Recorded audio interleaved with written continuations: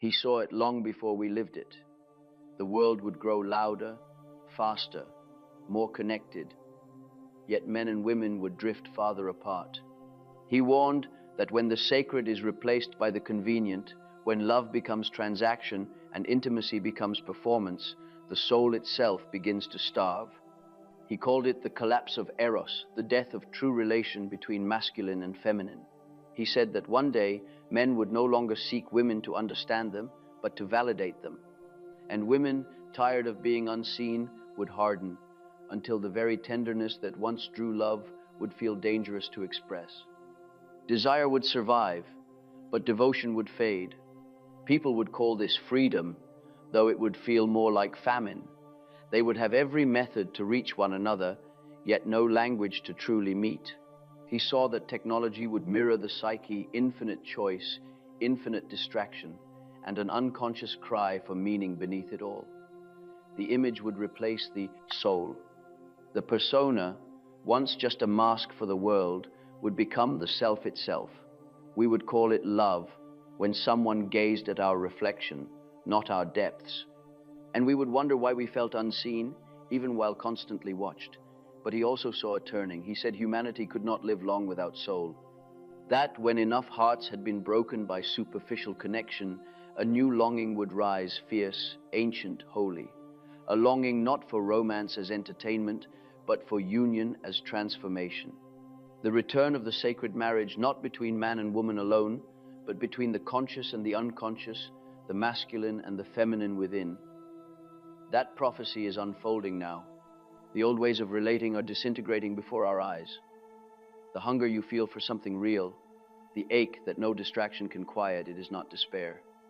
It is the signal that Eros is being reborn. Love, stripped of illusion, demanding depth again. We stand in the middle of Jung's vision, between the collapse and the renewal. The question is no longer whether relationships are dying, but whether we will be brave enough to love with soul again. There was a time when love was not entertainment, but revelation. A man and a woman did not seek each other to fill time, but to glimpse eternity. To love was to be changed. The union of two souls was seen as a mystery, the joining of opposites that mirrored the work of creation itself. But in this age, that mystery has dimmed. What was once sacred has become convenient. I have watched humanity grow clever, but restless. The modern man and woman can speak of everything but meaning. They approach love as they approach all things, to consume, to experience, to move on. Yet the soul cannot be consumed. It waits for depth, and when depth is denied, it hungers. Eros, the god of relation, has fallen ill. He no longer moves between people as he once did. The channels through which he flowed, devotion, patience, mystery, have been replaced by transaction. The sacred act of meeting another soul has been reduced to a mirror for the ego. People now call it love when someone confirms their reflection, not when someone awakens their depths. When I speak of Eros, I do not mean desire alone. Desire can burn and vanish. Eros is older, the ancient fire that binds the parts of the world into one. It is what moves the stars, what calls the seed from soil, what makes the heart reach beyond itself. Without Eros, even the gods would grow lonely. Without Eros, the human heart forgets why it beats. The modern age worships knowledge, but it has forgotten wisdom. It multiplies words, but loses understanding. In this flood of progress, Eros has no place. He requires slowness, stillness, reverence. He demands that we feel before we decide, that we see before we grasp. But the modern spirit fears silence, for in silence the soul begins to speak, and the soul always asks for truth. I have said that when the sacred dies, it does not vanish. It decays into its parody. So love, stripped of soul, becomes performance. The gestures remain, but the meaning is gone. People pretend intimacy while hiding their hearts, speak of freedom while afraid to belong. The body still meets, but the spirits remain strangers. Eros cannot survive in such air. In my time, I saw the beginnings of this collapse. I warned that when the masculine loses reverence and the feminine loses trust, their union turns to struggle. What should have been meeting becomes contest. What should have been devotion becomes demand. When man forgets the mystery of woman, he seeks her as prize. When woman forgets the strength of man, she meets him with fear.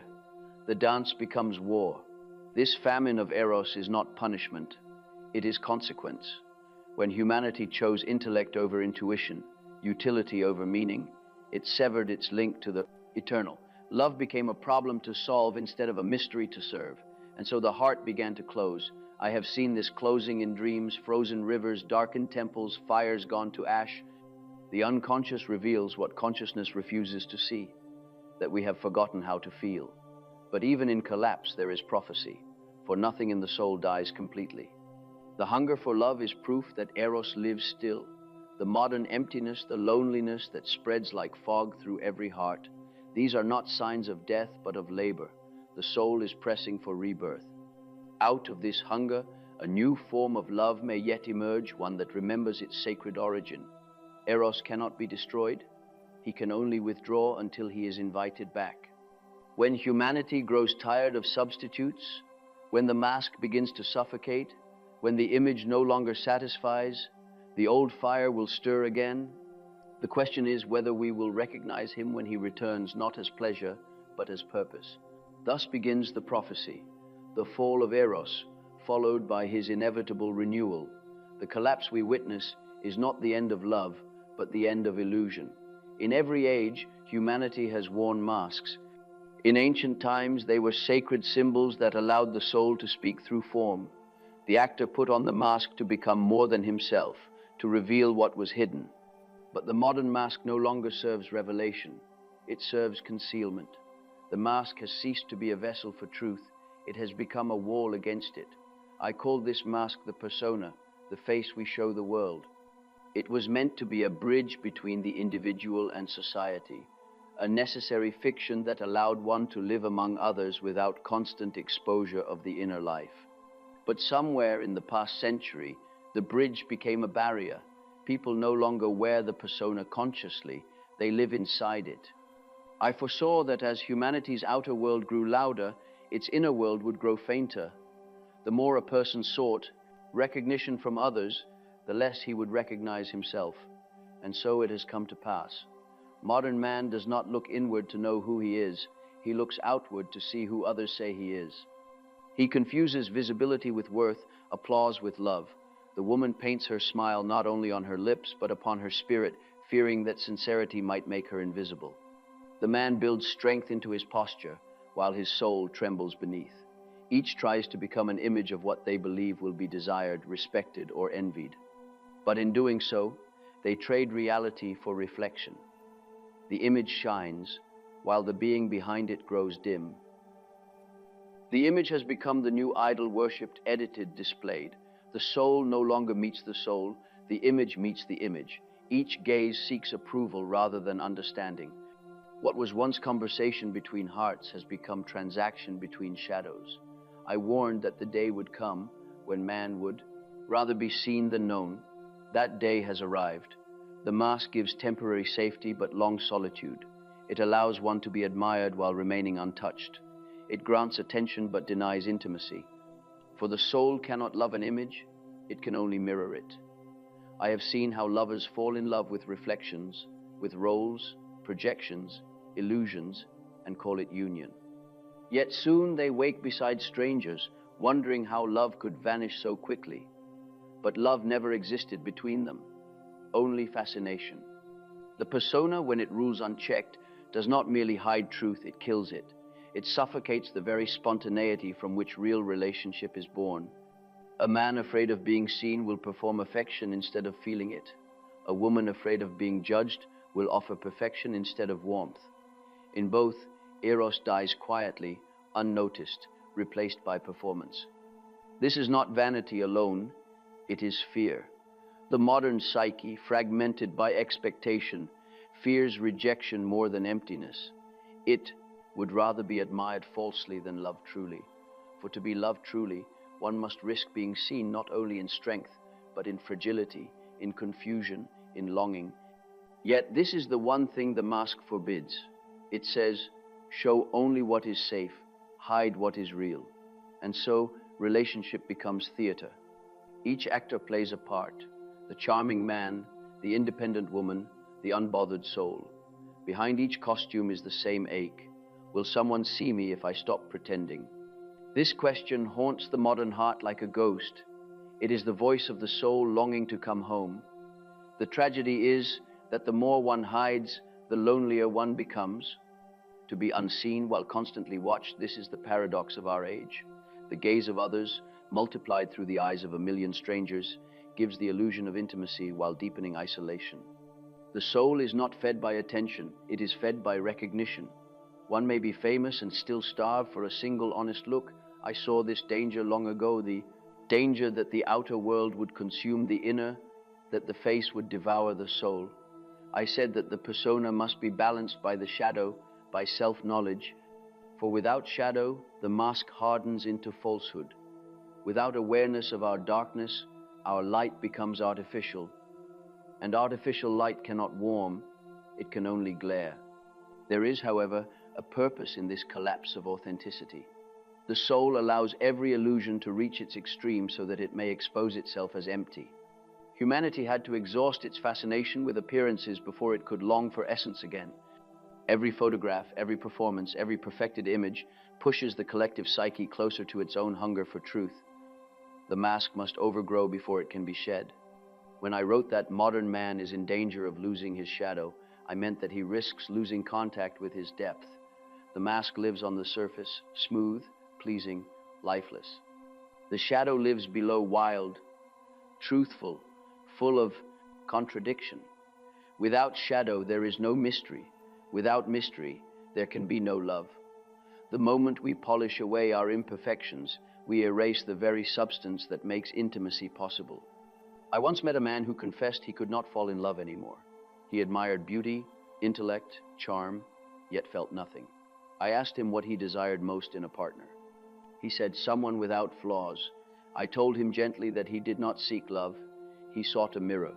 Love does not bloom in perfection, but in imperfection shared. The divine enters through the cracks, not through the polish. And so, the rise of the mask was inevitable. It is the ego's last attempt to avoid exposure, the desperate bid to be loved without being known. But Eros cannot live in falseness. He demands risk, and risk requires honesty.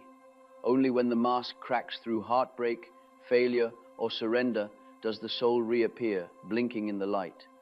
This cracking is painful, yet holy. It is the death of the false self and the rebirth of the real. I have seen it in those who come to analysis, broken by life. They say, I no longer know who I am. And I answer, good. Now we may begin. For when the mask falls, the work of the soul begins. The collapse of the mask is the first step toward renewal of Eros. The heart must shed its disguises before it can meet another heart in truth. What I called prophecy was not punishment, but pattern. Every age must lose itself in illusion before it can remember authenticity. The modern world, drunk on image, is nearing that turning. The exhaustion of false connection is preparing the ground for real relation. I have faith that when the mask finally breaks, when people tire of being admired and begin to yearn to be known, the soul will rise again. And with it, Eros will return, clothed not in spectacle but in sincerity. The persona was never evil. It was only afraid. It feared rejection, misunderstanding, and loss. But what it could not know was that behind rejection lies freedom, behind misunderstanding lies individuality, and behind loss lies truth. When the mask is dropped, love can breathe again. Then the face we show the world is no longer armor, it is expression. The outer and inner align, and the human being becomes whole. The rise of the mask was the fall of Eros, but the fall of the mask will be his resurrection. Once, love was a sacred act. A man and a woman came together not only to please each other, but to serve something invisible between them, a third presence, born of their union, that belonged to both and yet to neither. This was Eros in his highest form, not desire alone, but devotion. Love was understood as a work of the soul, a participation in creation itself. But the modern heart, seeking freedom, has forgotten reverence. Devotion has died quietly, not from lack of passion, but from loss of meaning. People still fall in love, still speak of destiny and soulmates, but their words are thin now, like echoes in an empty temple. They desire, but they no longer bow. They touch, but they do not pray. The union that once bound heaven and earth has been reduced to appetite and agreement, efficient, temporary, convenient. The mystery has gone out of it. I have watched this slow erosion through the ages. It began when love ceased to be seen as service and became seen as transaction. When the question changed from, how can I honor this, to what can I gain from this? The ego took the throne, and Eros was made servant. Yet love cannot thrive in the economy of self-interest. It demands sacrifice not of joy, but of control. To love is to surrender one's isolation, to admit that one's life is no longer one's own, but modern man calls this surrender weakness. He believes he can love without yielding, give without losing, unite without changing. He seeks union that leaves his independence untouched, but such love is an illusion. Real devotion always costs something of the ego. It asks that one be transformed. Love that does not change us is not love, it is arrangement. I have often said that what the soul most fears is not suffering but meaninglessness, and so it is with love. When devotion disappears, pleasure becomes shallow, affection becomes fragile, and the heart begins to starve not for company but for purpose. The modern world gives endless variety yet little reverence. The lovers who once built altars to one another now build contracts, fearing that vows without signatures cannot last. The absence of devotion has made modern relationships brittle. Without sacredness, they cannot endure time's weight. The first conflict shatters them, for there is nothing deeper to hold them. Devotion is the root that anchors love in the storm. It is not blind submission, but conscious fidelity, the willingness to stand beside another soul while both are changed by life. In earlier ages, devotion was a natural language. The lover did not say, "You complete me," but "You reveal me." He understood that love was not possession, but discovery. In devotion, he saw the divine mirrored in another's imperfection. This is the paradox. Only by serving what is mortal do we glimpse what is eternal. But when devotion dies, love becomes self-referential, a circle of mirrors in which the ego sees only itself. I have seen this in the dreams of modern people. They stand in vast rooms of glass, surrounded by reflections of their own faces. They are not alone, but they are not together. Each reflection smiles back, yet none can touch. This is the psychological landscape of our time. Connection without communion, closeness without contact. It is the final consequence of a world that has forgotten to revere. In my writings, I warned that the decline of religion would not end the need for the sacred. The psyche cannot live on intellect alone. When God is banished from the heavens, he reappears in distorted form in the human heart, in politics, in celebrity, in romantic idealization. Modern love has become a kind of private religion, where the beloved replaces the divine. But idols cannot bear the weight of worship. No human can embody perfection for long. When the beloved inevitably fails, devotion turns to bitterness. Devotion must not be confused with dependence. Dependence clings, devotion offers. Dependence says, "I cannot live without you." Devotion says, "Through you, I touch life more deeply." The first is fear disguised as love. The second is love grounded in awareness. The dependent lover seeks safety. The devoted lover seeks truth. The modern heart, however, has been trained to fear both dependence and devotion. It confuses commitment with imprisonment, vulnerability with submission. Thus, it oscillates endlessly between attachment and avoidance, longing for connection, then fleeing when it begins to matter. This restlessness is not freedom. It is spiritual disorientation. I recall once saying that love is the highest form of recognition. To truly love someone is to see them not as object but as soul, to look through the surface and glimpse the eternal. Devotion is the act of honoring that glimpse. When one bows inwardly before what is sacred in another, Eros awakens. He ceases to be mere instinct and becomes sacrament. Without this reverence, relationship remains mechanical, the meeting of bodies without the union of being. If devotion has died, it is because humanity has forgotten how to bow to one another, to nature, to the mysteries of existence. The modern person stands upright in pride, believing that to kneel is to lose dignity. But devotion is not humiliation, it is humility.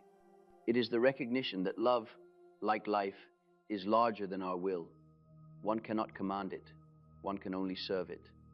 There is a sacred image that expresses this truth, the alchemical vessel. Two substances are placed within it, heated until they merge. Each is transformed, neither destroyed. This vessel is devotion. It holds the tension between self and other, individuality and union. Without it, the fire of relationship burns too quickly, leaving only ash. With it, the fire becomes light, the illumination of soul through love. In the modern world, people enter relationships without this vessel. They expect harmony without heat, transformation without discomfort. But love is not gentle when it is real. It exposes everything false, everything unhealed. The ego calls this suffering, the soul calls it purification. Devotion is the willingness to remain in that fire until truth emerges. The loss of devotion has turned love into performance. People now display affection as they display wealth publicly, anxiously for approval. The sacred has been replaced by spectacle. They say, "I love you," as one might say, "I possess you." And when possession grows dull, they replace it with another face. They call this progress, but it is exhaustion. No heart can thrive on novelty alone. And yet, beneath this exhaustion, something stirs. Every time a soul whispers, "I want something real," devotion stirs.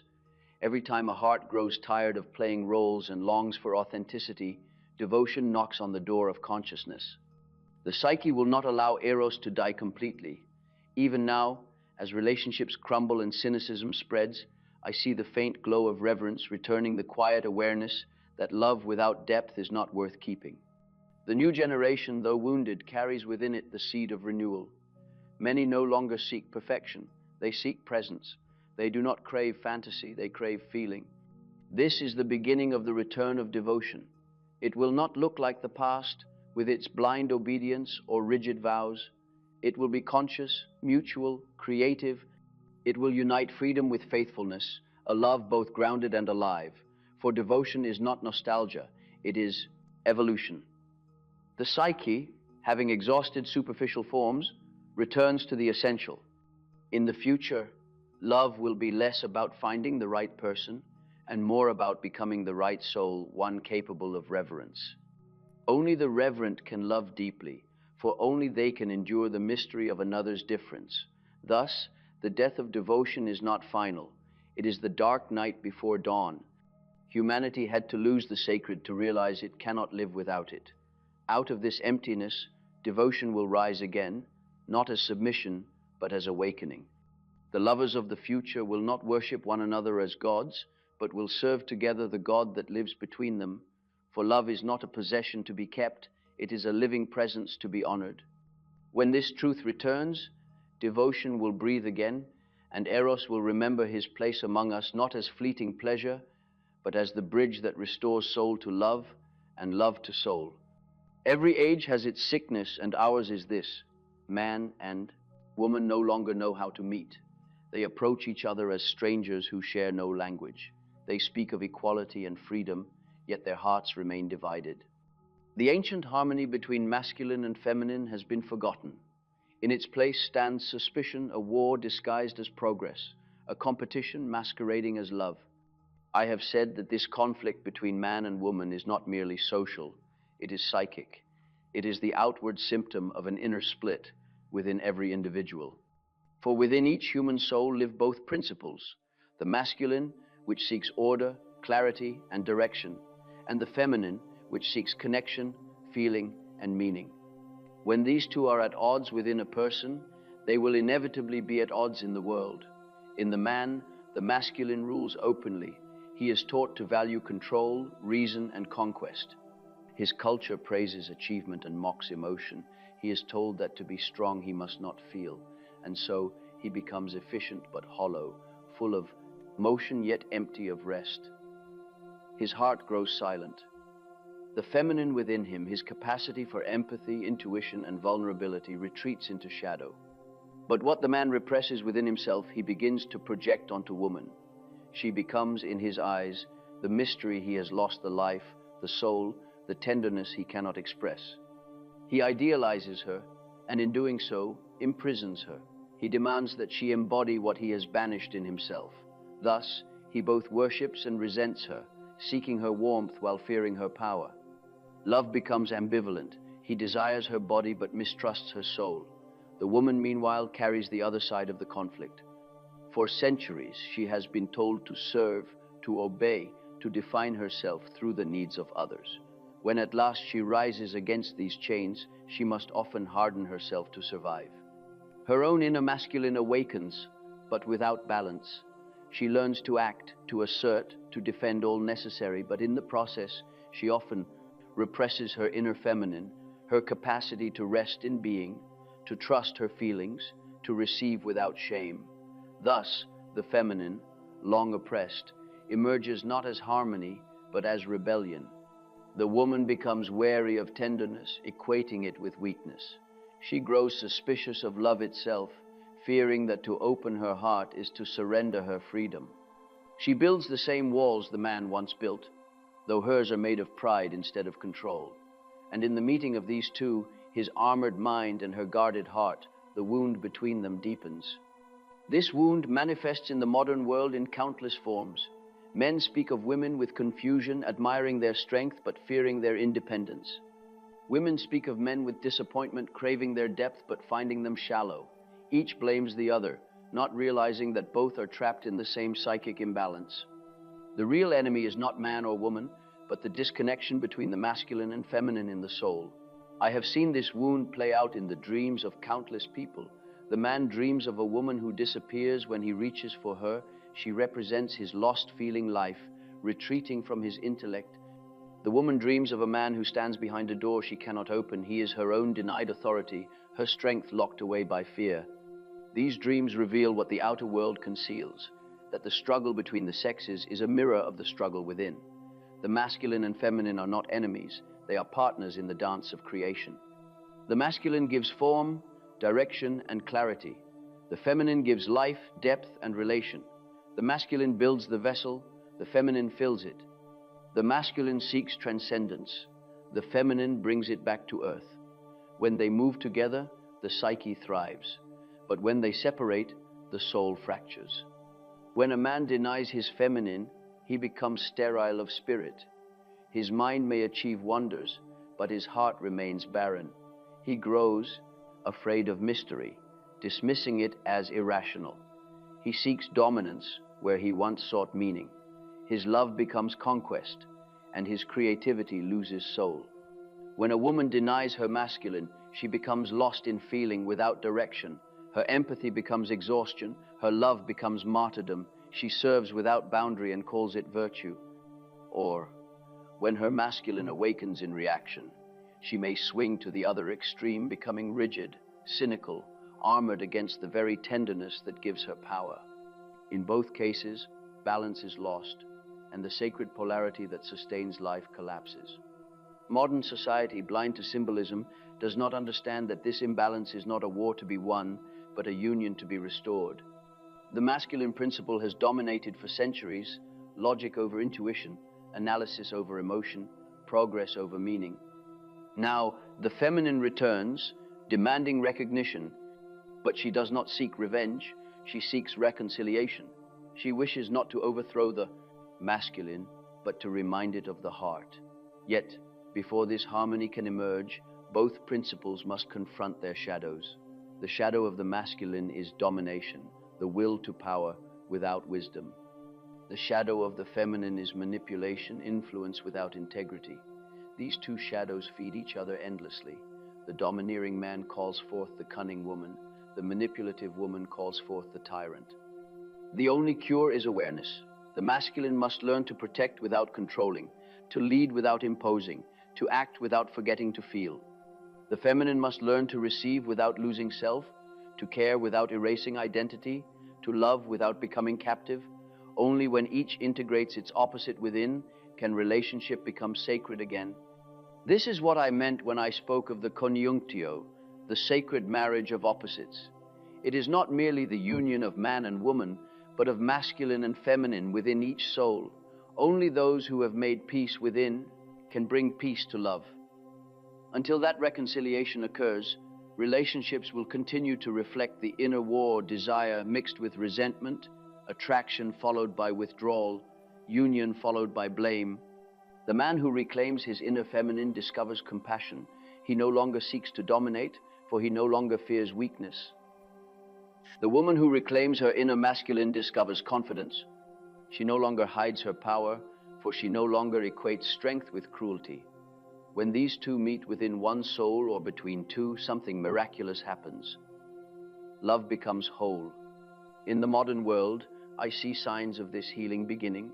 Men weary of competition are learning to feel without shame. Women weary of defense are learning to trust without surrender. Both are beginning to see that love is not a battle for supremacy, but a conversation between equals. The feminine no longer wants to be pedestalized, and the masculine no longer wants to be feared. What they seek now is recognition, to look upon each other and say, "You are different, but you are part of me." This recognition is the beginning of a new kind of relationship, not built on possession or dependence, but on mutual growth. In such union, conflict does not destroy, it deepens understanding. The man learns patience from the woman's depth. The woman learns steadiness from the man's clarity. Together they form the vessel in which Eros can live again. But for this transformation to spread beyond the individual, humanity must reawaken its symbolic imagination. It must remember that masculine and feminine are not merely biological traits, but cosmic principles, the very pattern through which life sustains itself. The collapse of this pattern in culture is why love falters, why art loses beauty, why faith loses heart. Every true renewal begins with their reunion. I have said that the gods never die, they become diseases. The forgotten gods of the masculine and feminine now live as neuroses in modern people. The God who once united them has turned into anxiety, alienation, and longing. But when consciousness remembers the divine marriage, the gods are restored.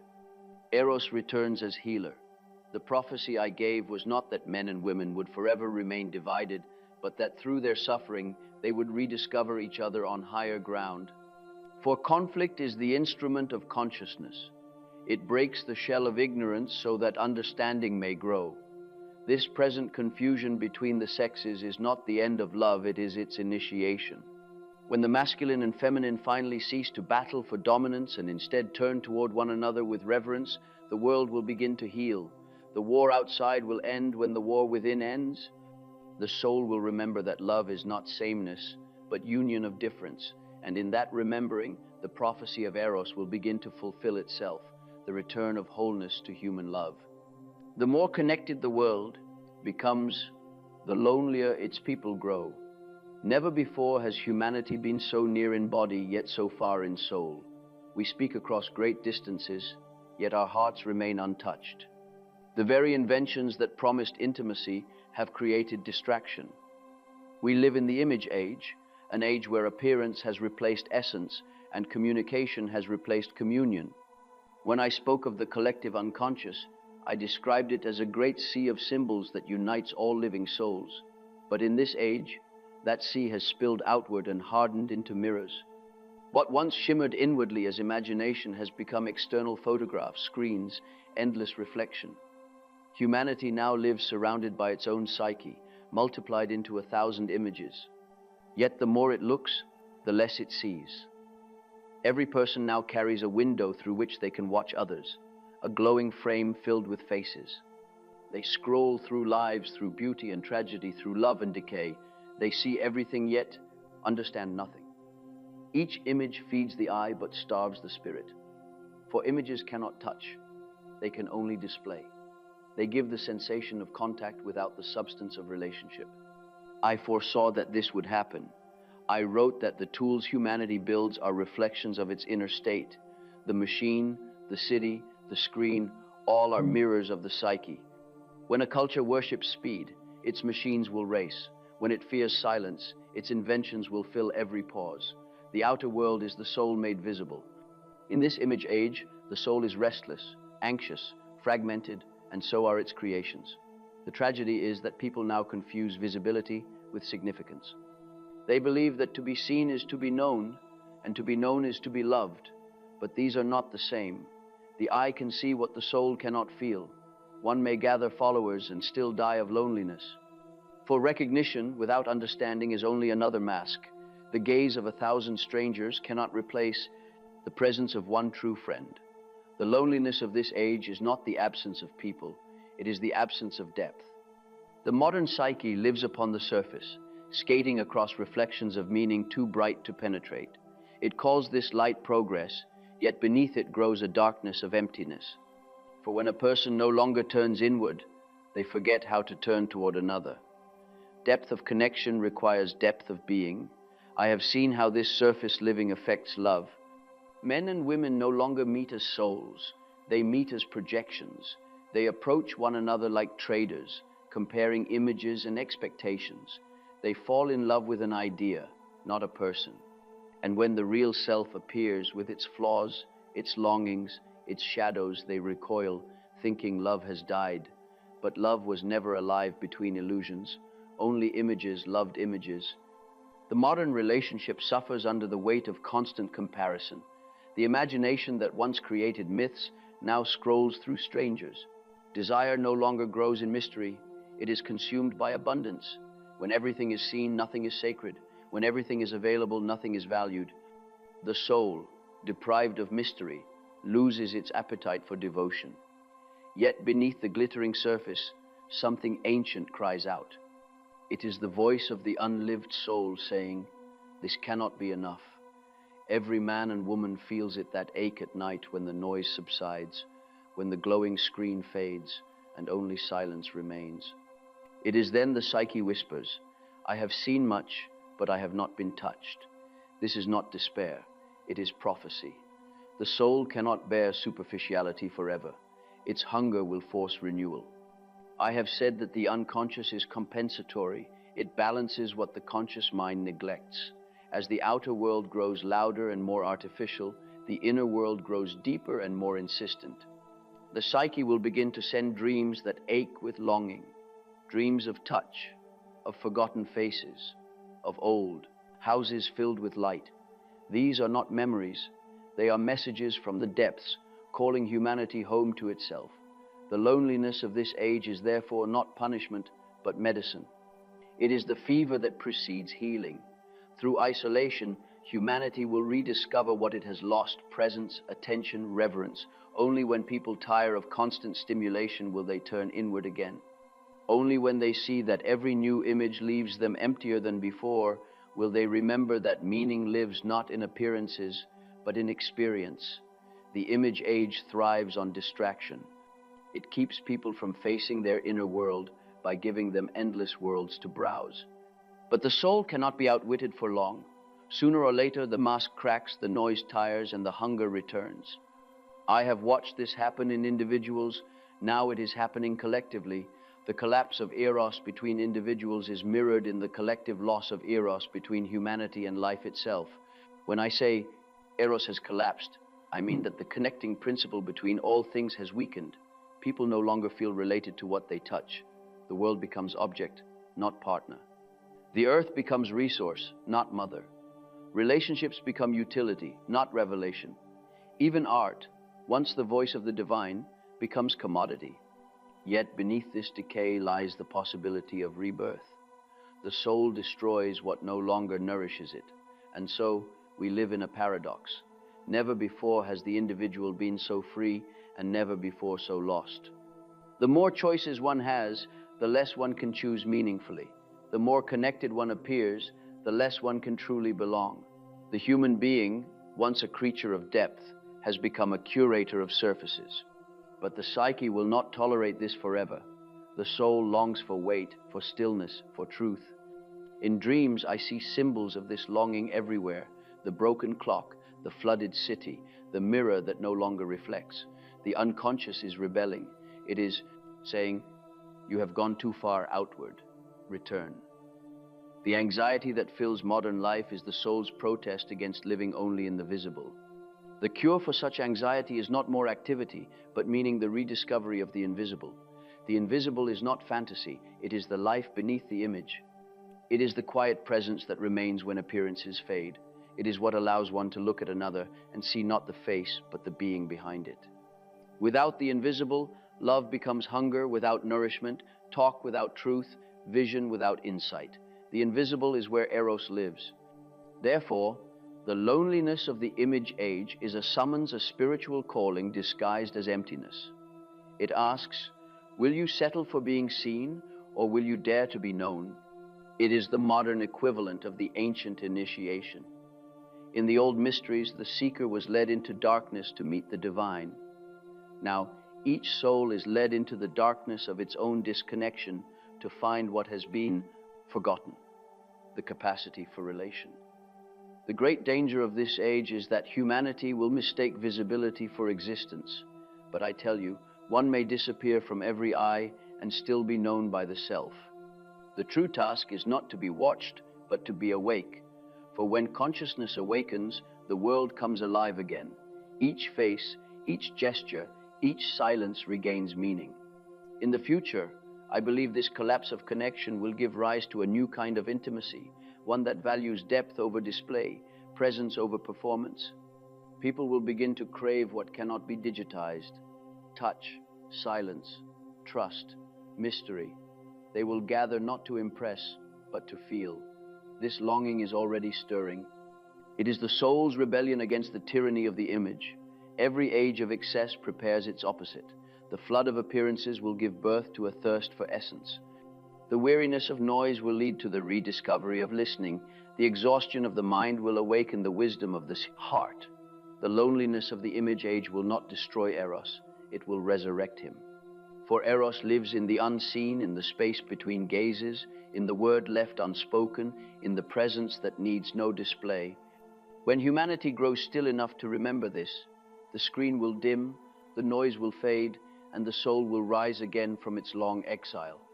The modern person will learn once more that love cannot be captured, only lived, and that being unseen by the world is not loneliness when one is seen by life itself. Every collapse in the psyche carries within it a seed of renewal. The loneliness of the modern world, though painful, is not meaningless. It is the labor of the soul preparing for reunion. What the ancients called hieros gamos, the sacred marriage, must return, not as an external ritual, but as an inner transformation. The masculine and feminine, divided in conflict and fear, must find one, another again within the human heart.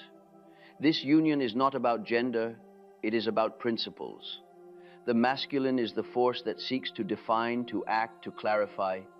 The feminine is the force that seeks to connect, to nurture, to feel. They are two aspects of one life.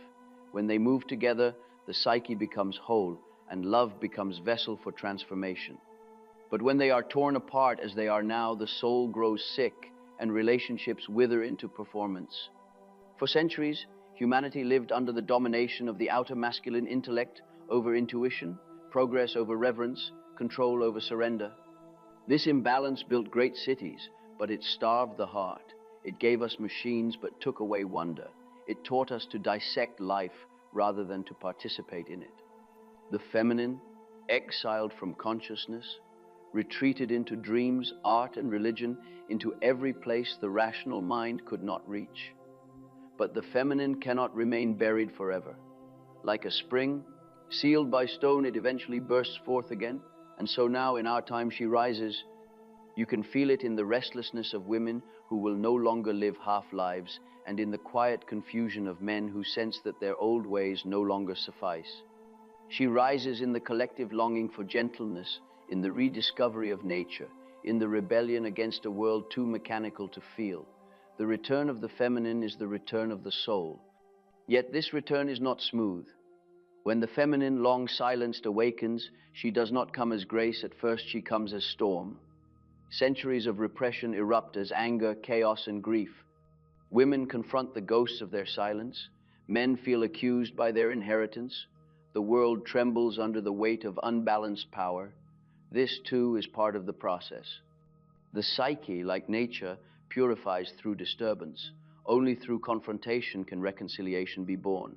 But this return is not revenge, it is remembrance. The feminine does not seek to overthrow the masculine. She seeks to embrace it.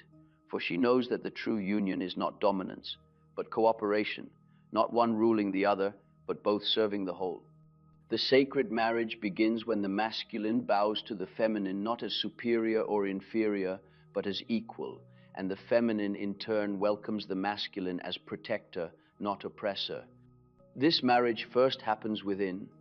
In every man, the repressed feminine, the soul, the feeling nature must be acknowledged. He must meet the inner woman who waits in silence, the one he neglected when he chose efficiency over empathy. When he welcomes her, his heart softens. He begins to feel without shame, to love without fear. His intellect becomes wisdom, his strength becomes tenderness. He ceases to conquer and begins to create. In every woman, the forgotten masculine must also return the part that acts, decides, and speaks. She must meet the inner man she once distrusted, the one she abandoned, when she feared power. When she welcomes him, her feelings gain form, her compassion gains clarity. She learns to protect what she loves, to move with direction instead of drift. Her sensitivity becomes strength, her emotion becomes creation. When these opposites meet within, the soul becomes balanced. The inner marriage does not erase conflict, it transforms it into dialogue. Thought and feeling, action and intuition, independence and surrender all begin to move together in rhythm. The individual becomes vessel for harmony. From this inner wholeness, outer relationships are born not out of need but abundance. This is why I have said that one cannot truly love another until one has made peace within. The lover who fears the opposite sex fears the opposite within themselves. The man who mistrusts women has not reconciled with his own feminine. The woman who scorns men has not reconciled with her own masculine. They meet each other not as whole beings, but as fragments seeking completion in the other, and this seeking, though natural, often leads to disappointment, for no one can give us what we have exiled in ourselves. In the alchemical texts I studied, the sacred marriage was symbolized by the union of the sun and the moon, the king and the queen, fire and water, spirit and matter. The alchemists knew that the goal of their work was not gold in the furnace, but gold in the soul, the fusion of opposites into a living whole. Modern psychology has forgotten this symbolism, yet the principle remains true. The divided psyche must reunite its opposites, or it will destroy itself through projection and conflict. The sacred marriage is not sentimental. It is an ordeal. It demands honesty with oneself, the courage to face what one has despised, feared, or rejected. It requires that the intellect humble itself before feeling, that feeling learn to trust reason. It asks that the human being surrender their illusion of control and consent to transformation. It is not a romance, but a rebirth. When this marriage occurs within the individual, love between people becomes sacred again. Two whole beings meet, not to complete one another, but to create something together. Their relationship becomes a vessel for the divine, a place where the mystery of life can breathe. In such love, conflict is not a threat, it is conversation. Desire is not hunger, it is energy for growth. The beloved is not idle or escape, but mirror and companion.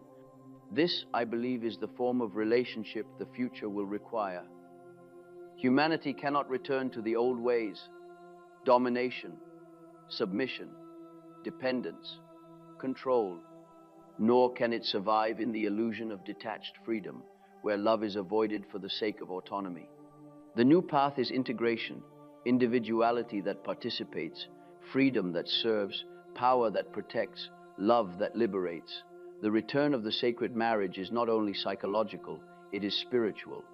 It marks the restoration of meaning to love itself. The modern world, in its obsession with practicality, has forgotten that love is an encounter with the divine. When two souls meet in truth, they awaken the presence of the eternal.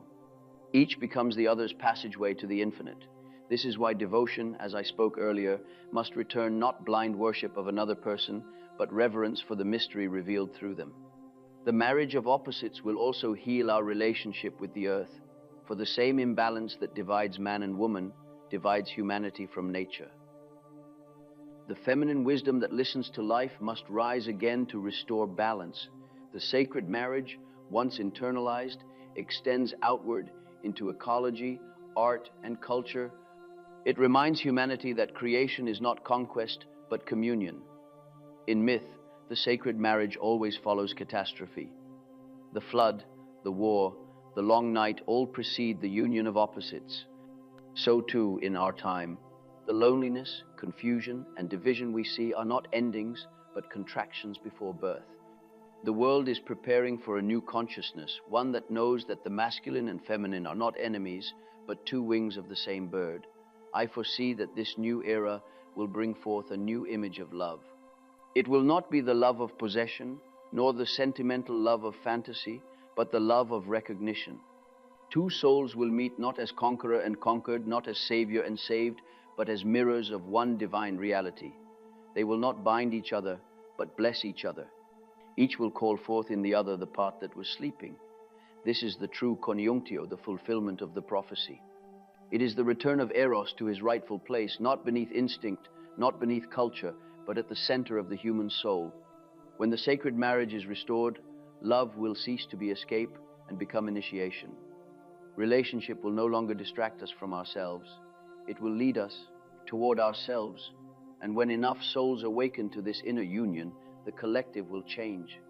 Art will regain beauty, religion will regain heart, and the world will no longer be ruled by the cold logic of control, but guided by the living wisdom of balance. This is what I meant when I said the future of humanity depends on the restoration of Eros. For without love that unites opposites, the psyche fragments and society decays. The sacred marriage is not a dream, it is a necessity. It is the law of life written into the soul of the world. Without it, creation collapses into chaos. With it, even death becomes renewal. The same force that binds atoms, that turns darkness into dawn, lives within us as Eros. To honor it is to remember what it means to be human. The time has come for humanity to remember. The masculine must remember its heart.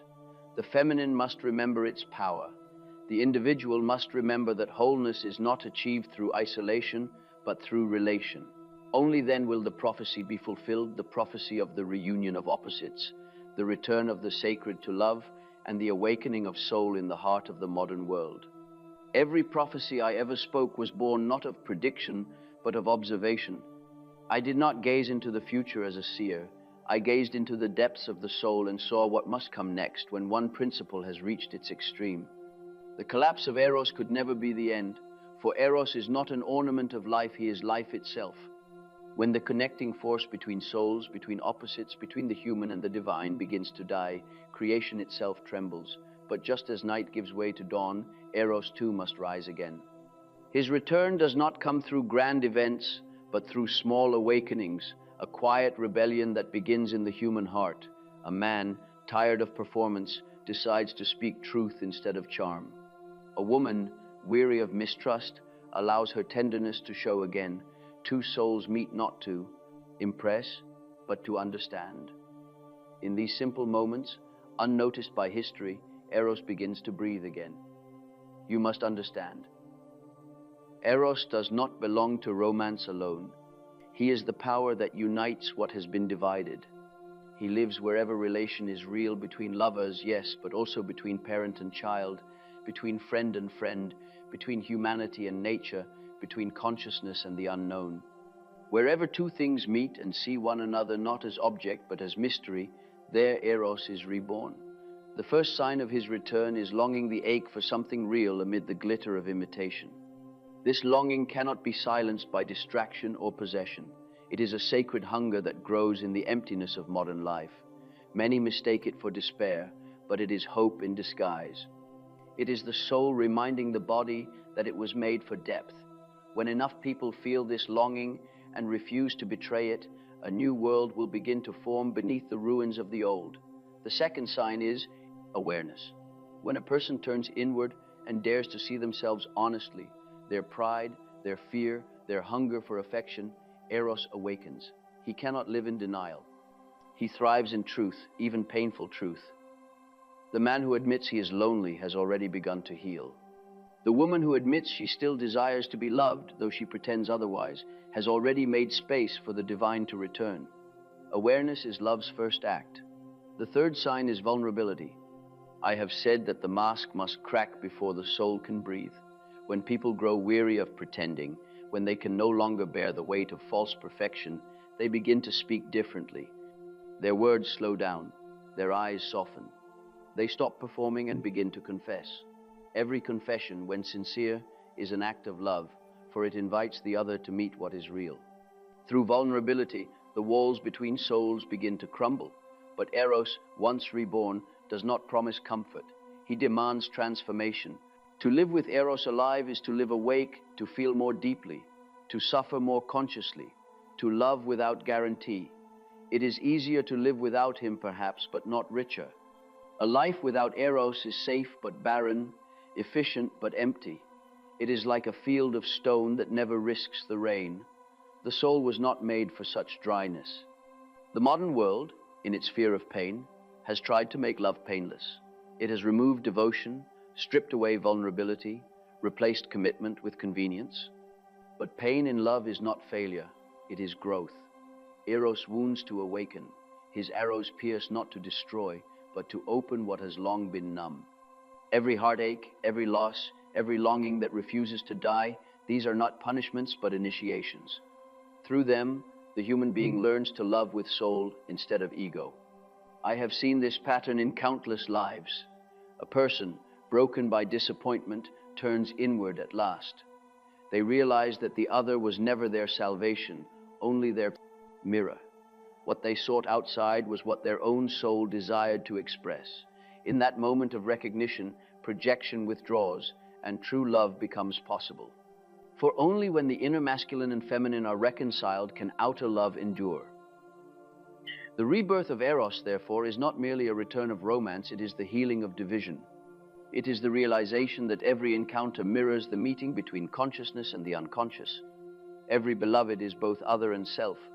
The man gazing at the woman who moves his soul is, in truth, looking upon his own lost feeling. The woman gazing at the man who steadies her heart is, in truth, seeing her own forgotten strength. Through love, the psyche remembers itself. As this understanding spreads, relationships will begin to change. They will no longer be ruled by possession or fear. The lovers of the new age will not ask, "Who do you belong to?" Alchemy, not a refuge from the world, but a crucible for transformation.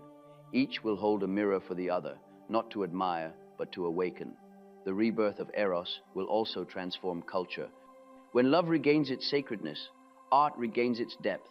Music, painting, poetry, all will once again become offerings, not performances. Creation will no longer serve commerce, but the soul's dialogue with the divine. The hunger for authenticity in relationship will spill into every aspect of life. The world will begin to crave beauty that nourishes, not distracts. Even religion, long divided between dogma and doubt, will be renewed through Eros. For what is the divine, if not the eternal act of relation between visible and invisible? The soul will no longer seek God in distant heavens, but in the eyes of the beloved, in the rhythm of the earth, in the silence that follows understanding. Humanity will remember that spirituality without love is mere theory, and love without spirituality is blind. And yet, this rebirth will not come without resistance. The forces that built their power on division will struggle to survive. The old patterns, domination, fear, control, will try to reassert themselves, but they will fail, for consciousness cannot unknow what it has seen. Once the heart has tasted truth, no illusion can satisfy it. The new lovers, the conscious men and women of this age, will quietly dismantle the structures of falsehood simply by refusing to live within them. This transformation will not happen through revolution, but through recognition. A revolution replaces one mask with another. When enough individuals remember that Eros lives within them, that love is not something they must find, but something they must embody, the collective will shift. The sacred marriage I spoke of will begin to spread from soul to soul until it shapes a new world. In this world, the relationship between man and woman will be an image of wholeness, not a battlefield of wounds. Children will grow up seeing love not as domination or submission, but as partnership in creation. Friendship will regain its dignity as a sacred bond, not a casual convenience. Even solitude will feel different, no longer isolation, but communion with the greater life within. You may ask, how will I know when Eros has returned? You will know because the simplest things will begin to feel alive again. The morning light will move you. The sound of a friend's laughter will bring tears to your eyes. You will look upon another person and see not their appearance, but their soul shining through. The world will no longer feel like a collection of objects, but like a living, breathing presence that responds to your awareness. That is the touch of Eros. When this awareness becomes collective, when nations begin to feel what individuals have rediscovered, the world will heal in ways we cannot yet imagine. The exploitation of the earth will cease, for one does not destroy what one loves. The divisions of creed and color will dissolve, for one does not fear what one recognizes as kin. Humanity will begin to see itself not as fragments competing for survival, but as expressions of one great consciousness, endlessly seeking to know itself through relation. This, then, is the prophecy's fulfillment. The old world, built on separation, is dying. The new world, founded upon relation, is being born. Between the two lies suffering, confusion, and awakening the labor of the collective soul. Every broken heart, every disillusioned lover, every person who refuses to settle for shallowness is a herald of this new age. Eros is not coming back to make life easier. He is coming back to make it meaningful. His touch will burn away falseness. His gaze will reveal shadow. His presence will demand depth. But to those who accept him, he will restore everything they thought they had lost: wonder, reverence, devotion, joy. He will remind them that love is not a luxury, but the language of existence. When humanity learns again to love with soul, when it listens more than it speaks, gives more than it takes, honors more than it judges, Eros will stand among us once more, invisible but undeniable. And the prophecy I gave will be complete. For what I foresaw was never destruction, but transformation, not the end of love, but its transfiguration. The modern world, weary of its own noise, will finally grow still enough to hear what has been whispering all along, that the purpose of life is not to be admired, but to relate, not to be powerful, but to be whole, not to be untouched, but to be truly known. And in that stillness, when the first heart dares to love again with truth, the world itself will tremble, not in fear this time, but in recognition. For Eros, long exiled, will have come home.